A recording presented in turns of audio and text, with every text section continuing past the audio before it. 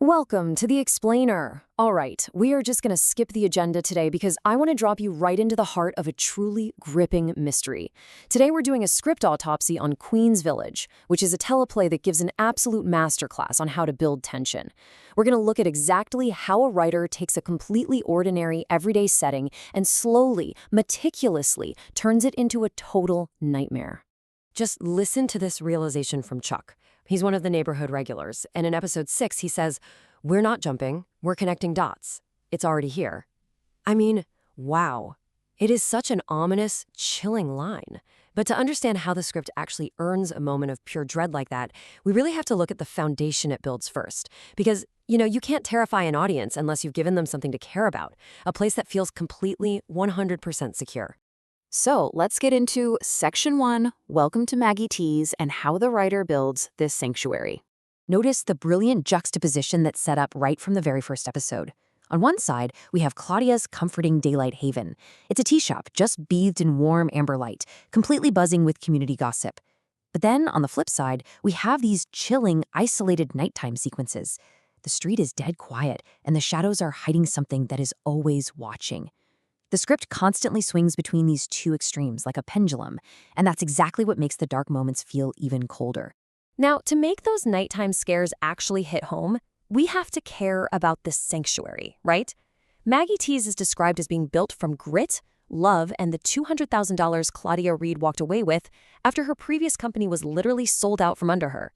She didn't collapse from that betrayal. Instead, she came home and built this beautiful refuge.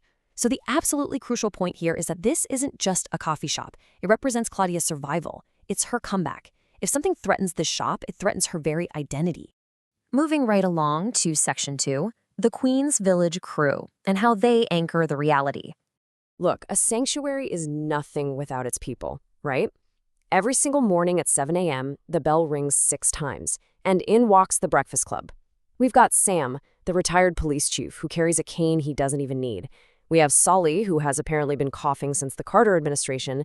There's the glamorous Lady Diana, Chatty Catty with her oxygen tank, soft-spoken Lily, and Chuck, a 9/11 survivor who always sits facing the door. Firing off these quirks so quickly really highlights the comfortable, safe daytime routine of the shop. It's a rhythm that's just home. But then, that safe routine gets pierced. And it's not by a monster, at least not initially, but by a man. Enter Officer David News. When he first meets Claudia, there is immediate chemistry. He tells her to turn off her upstairs lights at night. And when she asks how he even knows they were on, he simply says, "Because I drive by every night."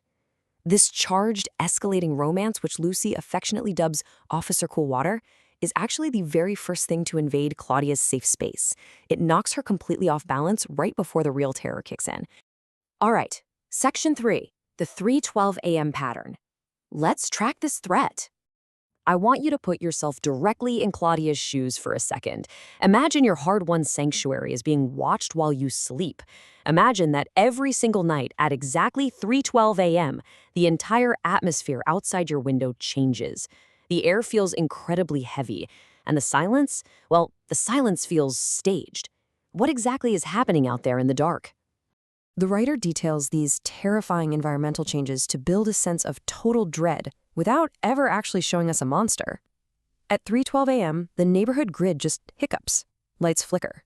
A low metallic hum vibrates through the floorboards. This thick, totally unnatural fog rolls down Springfield Boulevard. And honestly, the most unnerving part of the whole shebang? The city's street cameras mounted on the poles outside begin rotating on their own. They synchronize, dilate their lenses, and point directly at Maggie T's. And this right here is the teleplay's brilliant use of escalation. It's like the boiling frog analogy. In episode 2, it's just a barely audible hum. In episode 3, one single street camera turns to watch the shop. By episode 5, there's this heavy fog and 5 cameras locked onto Claudia's home. And then, by episode 7, the threat is literally at the front door, resulting in a violent, splintering break-in attempt. This masterful pacing turns up the heat so gradually that you almost don't even realize you're boiling until the glass finally breaks. 8. Just let that sink in for a second. By episode 7, that is the chilling number of street cameras pointing directly at Maggie T's in the middle of the night. Every single eye on the street is focused completely on Claudia. It is pure psychological terror, and it relies entirely on an everyday piece of technology acting with this sinister hive mind intelligence. And then the writer does the unthinkable. She breaks the safety rule. Up until now, the daytime was completely safe and the night was scary. But the tension finally boils over when the supernatural force crosses the threshold in broad daylight. Right in the middle of the morning rush, a PS5 flies across the gaming corner and smashes on the floor. Which, I mean, considering the price of a PS5 lately, that's horrifying enough right there. But all jokes aside, the Breakfast Club is completely traumatized. The sanctuary has officially been breached. Which brings us to Section 4, the Watcher's Warning. Time to unpack the climax. So, who is actually causing all this? Well, we meet this jittery young man in a hoodie who has been lurking around the shop. After Claudia finally confronts him, he communicates with her entirely without opening his mouth. His name is Rapolo. He's a telepathic herald, and he tells her that he is just there to make way for the Watcher. So he isn't even the big bad, he's literally just the messenger. And Rapolo doesn't just deliver a message, right? He delivers a massive ultimatum. He warns Claudia that he's going to keep coming into her shop for tea, and if he is harmed in any way, her best friend and employee, Lucy, will die. Notice how the writer sharply raises the stakes here?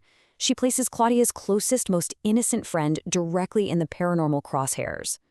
Okay, now let's see how all this builds into an absolutely massive plot twist.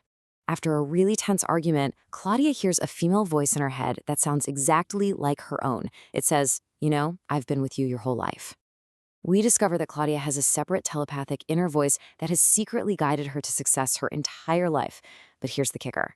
Even this inner voice is terrified. It tells Claudia, I am being watched. Make sure you finish your assignment. Which brings us right to the terrifying final moments of episode 8. It's 3:12 a.m. A tall, dark shadow figure appears right at the foot of Claudia's bed.